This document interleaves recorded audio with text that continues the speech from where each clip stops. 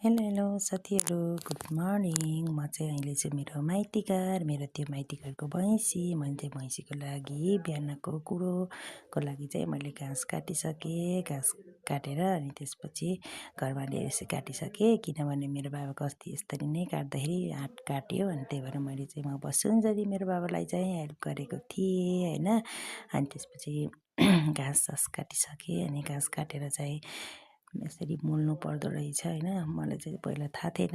अनि मेरो बाबाले मलाई यसरी मोल्नुपर्छ भनेर चाहिँ अनि मलाई सिकाउनु भयो। अनि मेरो घरमा नि अनि यो चाहिँ मेरो रक्सी पार्ने, हाम्रो रक्सी पार्ने रुम हो। बाबाले है यो सबै रक्सी पारेको। अनि साथीहरू, यो चाहिँ मेरो बिहान बिहान मलाई भेट्नको लागि मेरो बजी आउनुभयो। अनि चल्लाहरू, यो चाहिँ अस्ति किनेको चल्ला, अनि यो चाहिँ अहिलेको हाम्रो सानो सुँगुर। अनि त्यसपछि हामी चाहिँ गयौँ बहिनीको घर। बहिनीको घर गएर यस्तो आँप खायौँ होइन। अनि त्यसपछि बहिनी घरबाट आएपछि अनि त्यसपछि खायौँ।